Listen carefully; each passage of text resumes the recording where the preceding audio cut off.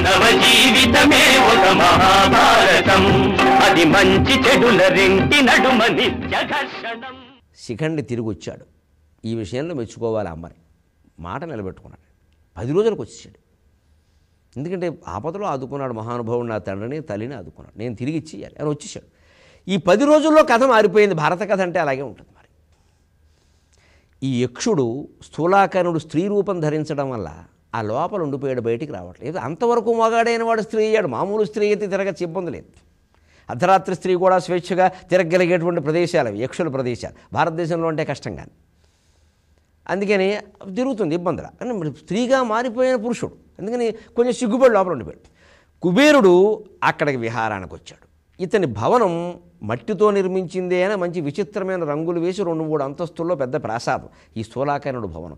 దీన్ని చూసి కుబేరుడు చాలా బాగుందో అంటే, ఇప్పుడు నాయకులు కళ్ళు పడితే కబ్జా అవుతుంది వ్యవహారం, అందుకని ఇలా చూశాడు ఒకసారి. బాగుంది, మన యక్షుల్లో ఇంతటి వాడు ఎవడూ లేడో, ఎవరు ఇందులో ఉండి స్థూలాకరుడా, మనవాడేగా అంటే ఈయనకి సేవకుడు లాంటి వాడు, నేను వచ్చానని చెప్పండి అన్నాడు. చెప్పాడు. వాడు బయటికి రారా, చెప్పామండి రా. అదేమిటి నేను వచ్చానన్నా రాడా, రమ్మను అన్నాడు. వాడు అప్పటికి కబురు చేశాడు. ఇప్పుడు ఏదో ఈ మధ్య ఏదో అనివార్య కారణాల వల్ల స్త్రీగా మారేట, అందుకని మీకు కనపడడానికి మొహమాటం, ఆడదిగా కనపడితే కనపడడానికి మొహమాటం ఎందుకు, ఆడవాళ్ళని మరింత ఆసక్తిగా చూస్తాం మేము అని అంటూ కోపం వచ్చి, ఆడదిగా మారాడు కాబట్టి కనపడ్డా, శాశ్వతంగా స్త్రీ అవుతాడు, అలాగే ఉండమని పో అని వాడు పోయాడు. పెద్ద కర్మ అంటే ఇది. 10 రోజులు జరిగే పెద్ద కర్మకి టైం. 10 రోజుల్లో పెద్ద కర్మ వచ్చి పడింది. అది అనవసరంగా అనుగ్రహం చూపిస్తే బతుకులు ఇలా అవుతాయి. ఇప్పుడు వీడు శాశ్వతంగా ఆడదయ్యాడు. అప్పుడు సెకండ్ వచ్చాడు. నా కర్మ ఇలా అయింది నాయన, నేను శ్రావణ మాసం మంగళవారం నోవుల్లో పడ్డాను, నువ్వు వెళ్ళిపో అన్నాడు ఆయన. ఐశ్వర్వజ్జా అనుకున్నాడు సెకండ్. శుభ్రంగా ఇక పోస్తాం శాశ్వతం అంటే, ఇంత ఖచ్చితంగా 10 రోజుల్లో ఇంత తీవ్ర పరిణామం ఒకటి జరిగింది అంటే భీష్ముడు కోసం ఈ శిఖండి ఇలా పుట్టవలసిన అవసరం ఉందన్నమాట. మయేవైతే నిహతా పూర్వమేవ నిమిత్తమాత్రం భవ సవ్యసాచిన్. భగవద్గీత 11వ అధ్యాయం త్వరలో మనం చెప్పుకోబోతున్న అద్భుతమైన భగవద్గీతలో 11వ అధ్యాయంలో మాట. తస్మాత్వముత్తిష్ఠ యశో లభస్వ జిత్వా శత్రూన్ భుంక్ష్వ రాజ్యం సమృద్ధం మయేవైతే నిహతా పూర్వమేవ నిమిత్తమాత్రం భవ సవ్యసాచిన్. వీళ్ళందరూ ఇదివరకే నా చేతుల్లో చనిపోయారయ్యా, నువ్వు ఊరికే బాణం వేస్తే చాలు, పెద్ద కబుర్లు చెప్పక నీ పని నువ్వు చెయ్యి అన్నాడు ఆయన కృష్ణుడు. మయేవ ఏతే నిహతా పూర్వమేవ. పూర్వమేవ అంటే పూర్వజన్మ కర్మణైవ. భీష్ముడు కర్మ, అంబ కర్మ ఇవన్నీ కలిసేగా పరశురాముడు కర్మ, అకృతవ్రణుడు కర్మ, మన కర్మ 6 భాగాలుగా ఇవన్నీ కలిసి భీష్ముడు వెళ్ళిపోవడం ఖాయం. అందుకోసం ఈ సెకండ్కి ఇవన్నీ జరిగాయి 10 రోజులు. అయితే ఎలా జరగడం ఏంటండి, ఇచ్చిన పోస్ట్ ఎవడన్నా తిరిగిస్తాడా, అందుకోసం సెకండ్ వచ్చాడు. వాడికి మళ్ళీ స్థిరత్వం రావడం ఏంటంటే విచిత్రంగా కథ మారడం, ఎందుకంటే వీళ్ళ సంకల్పాలు బలంగా ఉన్నాయి. భీష్ముడికి సెకండ్ చేతిలో మరణం తప్పదు. అంచేత మనం ఎంత ప్రతిభావంతులమైనా ఎంత పౌరుషవంతులమైనా విధి నిర్ణయానికి తలవొగ్గక తప్పదు. దానికి నిశ్చింతగా ఉండడమే మంచిది తప్ప ఎదిరించే ప్రయత్నాలు అనవసరం. భీష్ముడంతటి వాడు చేయలేకపోయాడు.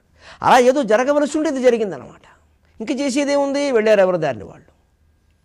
ఈ కథ అంతా చెప్పి భీష్ముడు అన్నాడు, నాకు తెలుసునయా ఇక శాశ్వతంగా శిఖండి పురుష రూపంలో ఉన్నాడు, అంతకుముందు స్త్రీ.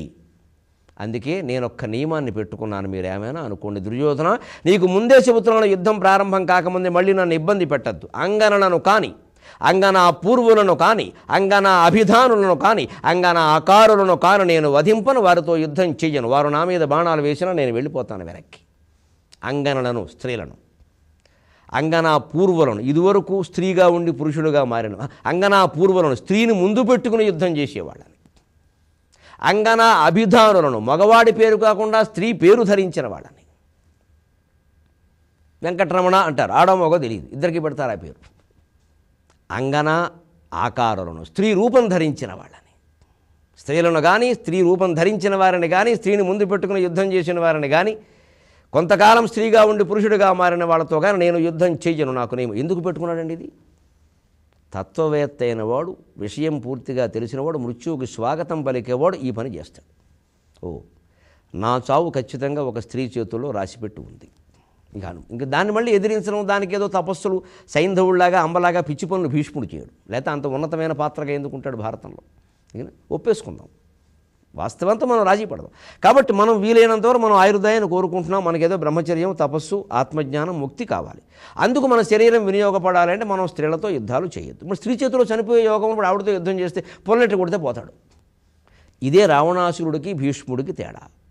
మానవులు వానరులు తప్పితే మిగిలిన వాళ్ళ చేతుల్లో చావు లేకుండా వరం కోరాడు కదా. అంటే ఈ వెర్రివాడు మానవులతో కోతులతో పెట్టుకోకూడదు కదా. మానవుడు భార్యనే కదా ఎత్తికెళ్ళింది. ఆయన కోతుల సైన్యంతో వచ్చాడని తెలిసి సుందరకాండలో హనుమంతుడు స్వయంగా వచ్చి నేను వానరేశ్వరునికి బంటుని అని చెప్పినా కూడా కోతులతో పెట్టుకోకూడదు కదా, మానవులతో పెట్టుకో కదా. వచ్చినవాడేమో దూత కాదు కోతి, పంపించిన వాడేమో దేవుడు కాదు మానవుడు. మరి వీళ్ళిద్దరూ నా చావు కారణమవుతారని గ్రహించద్దండి. కర్మ గ్రహించనివ్వదు.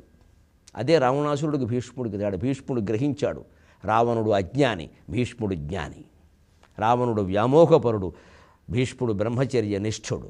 రావణుడిది చంచల మనస్తత్వం, భీష్ముడిది అచంచలమైన స్థైర్యం. మనం భీష్ముడిలా ఉండాలి, రావణాసురుడిలా ఉండకూడదు. జయంతులు వర్ధంతులు చేయాల్సింది భీష్మాచార్యులకి, రావణులకిను నరకాసురులకు కాదు.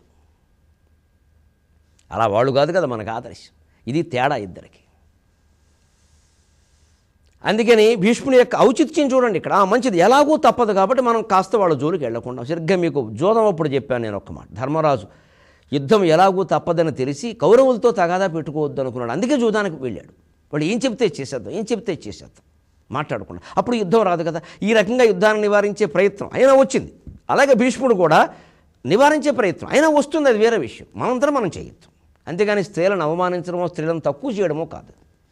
ఆయనకి అది ఖచ్చితంగా తెలుసును కూడా అప్పటి నుంచి నేను అలా ఉన్నాననగానే విన్న దుర్యోధనుడు అనుకున్నట్టండి ఒకసారి, మా తాత నిజంగా మొగాడంటే ఈయనరా అన్నాడు. అది దుర్యోధనుడి వ్యక్తిత్వం. పైకి వాడి అసూయనో అహంకారాన్నో వాడు అదుపులో పెట్టుకోలేకపోయినా వాడిలో ఉన్న అంతర్యామి వాడిని అప్పుడు హెచ్చరిస్తూ ఉంటే కొన్ని విన్నాడు వాడు. ఇటువంటి ఆయన వంశంలో పుట్టడం ఒకటి చాలురా మనకి, ఇంకేం అక్కర్లేదు. పోను భీష్ముడు మనవడు చాలు. మొగాడు నిజంగా ప్రతి బతుకేమిటో తెలిసి దాంతో ఒప్పేసుకుని అయినా సరే ధైర్యంగా నిలబడి ఏం మనిషి మాట కోసం, ధర్మం కోసం తాతా నువ్వు గొప్పవాడు అన్నాడు. అది మగతనం అంటే ఏదో మొగాడే పుట్టడం కాదు. ప్రభాసి సినిమా ఒకటి వచ్చింది ఈ మధ్యన, అందులో చెబుతున్నాడు మొగాడనేది ఊరి పేరు ఇంటి పేరు కాదు నాయన, ఎవడు పడితే వాడు ముందెట్టుకుందుకు, అది బ్లడ్లో ఉండాలి, బై బర్త్ రావాలంటాడు. అలాగే భీష్ముడికి అది రక్తంలో ఉంది, పుట్టుకతో వచ్చింది. మగవాడనేది మగవాడికి సంబంధించిన మాట కాదు. ఆడవాళ్ళైనా పురుషులైనా పౌరుషానికి మాటగా నిలబడినవాడు మొగాడు. ఆడవాళ్ళైనా మొగాడి కింద లెక్క. అదొక బిరుదు లాంటి మాట. ఎందుకైంది తెలుగువారి పలుకుబడులు అంటే? మరి మొగాడైంది చూడండి, మొగుడు అవ్వలేదు. గమనించండి, శాస్త్రానికి ఎప్పుడు లేదా సామెతలకు ద్వేషం లేదు. మొగాడు అంటే పౌరుషవంతుడు, మొగుడు అంటే ఏడిపించేవాడని అర్థం వచ్చింది. మొగుళ్ళ తగులుకున్నాడు రా, మొగాళ్ళ తగులుకున్నాడు రా అనరు. మొగాడు అంటారు ఏదైనా నిలబడితే, తగులుకుంటే ఏడిపిస్తుండే మొగుడు అంటాడు. మాటలు ఖచ్చితంగా మన మొగుడు కూడా మగవాడే, మగవాడు కూడా ఎప్పుడో మొగుడు అవుతాడు. అయినా తేడా దాని వాడికి దీని వాడికి తెలిసే వాడాలి భాషలు. ఇలా జరిగిన తర్వాత ఒక్కసారి కెమెరా తిప్పుదాం, మళ్ళీ రంగం మారింది. ఈ కథ అంతా విన్నాక దుర్యోధనుడు అన్నాడు, తాత ఒక్క మాట, ఈ కథ విన్నాక నీ మీద నాకున్న గౌరవం రెట్టింపయింది. నాయనా ఆశీస్సులు అన్నాడు. ఇప్పటికైనా నా మాట వింటావా అంటే, ఇప్పుడు విను ఉపయోగం ఏమిటి తాత, అందుకని నా మాటే నువ్వు విను అన్నాడు. ఆయన ఏం చెప్తాడో నీకు తెలుసు. ఇక నీ మాట నేను విని ఉపయోగం లేదు, నేను విన్న కాబట్టి నా మాటే నువ్వు విను. మహమ్మద్ గారు కొండ మహమ్మద్ గారి వద్దకు రానప్పుడు మహమ్మద్ గారే కొండ వద్దకు వెళ్ళిరి అని సరదాగా చెప్తారు సామెత. అలాగా నేను నీ మాట విన్నా, అందుకని నా మాటే నువ్వు. సరే కానీ నాయన అన్నాడు. ఒక్క మాట, ఇంకొక విషయం నాకు తెలుసుకోవాలనుంది. నీ పౌరుషం గురించి వింటుంటే నెత్తురు ఉడుకుతుంది. నిజంగానే గురువుతో పోరాడు, ఏ మహానుభావుడు.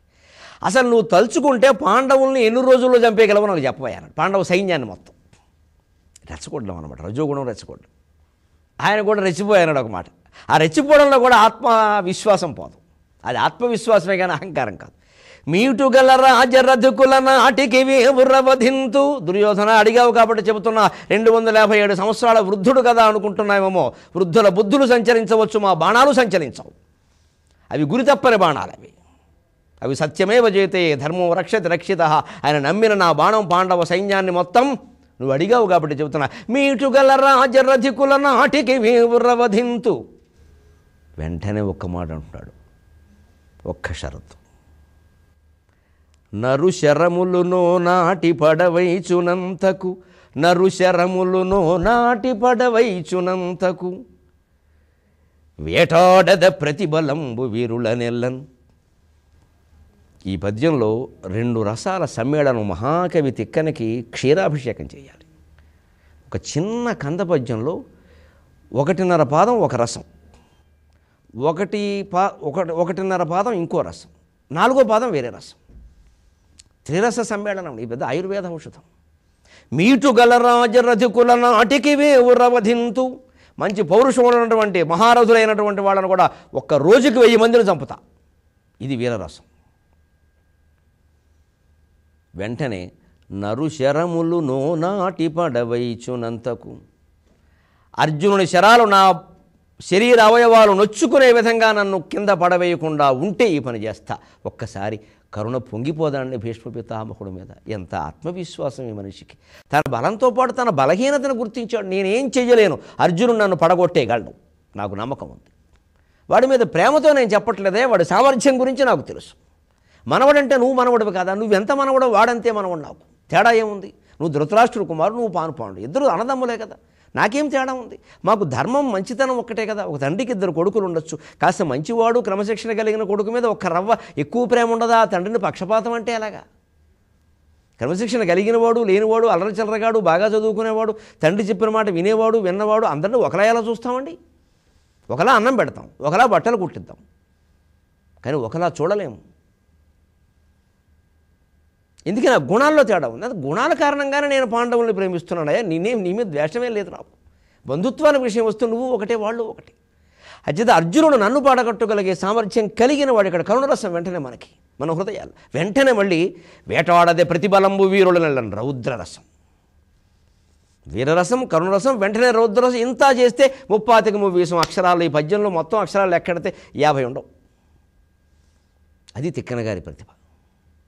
వేసి పారేయగలను, నాకేం అనుమానం లేదు. కానీ నాకుంది బలహీనత. ఆత్మవిశ్వాసంతో పాటు బలహీనతను ఒప్పుకుంటున్నాడు మహానుభావుడు. ఇంకా మాటకొస్తే చెబుతున్నాను, దుర్యోధన మొత్తము సైన్యాన్ని 1 నెల రోజుల్లో నేను చేయగలను. నాకు పౌరుషం వస్తే రోజుకు 1000 కాదు, రోజుకు 10,000 మందిని చంపగలను. ఈ మాట గుర్తుపెట్టుకోండి. పొరపాటుని రజోగుణావేశంలో భీష్ముడు ఈ మాట అన్నాడు, ఇరుక్కున్నాడు. నాటికి వేవర వధంతు అని ఆగితే సరిపోతే. క్షత్రియ రక్తం ఎక్కడ ఆగుతుంది? పౌరుషం సహజంగా కాస్త కొంచెం కక్క ముక్క ఎంతైనా ఉంటుంది కదా, మరి మాంసాహారం. అందుకని ఆ మాటలో ఆవేశంలో తలుచుకుంటే రోజుకు 10,000 మందిని కూడా.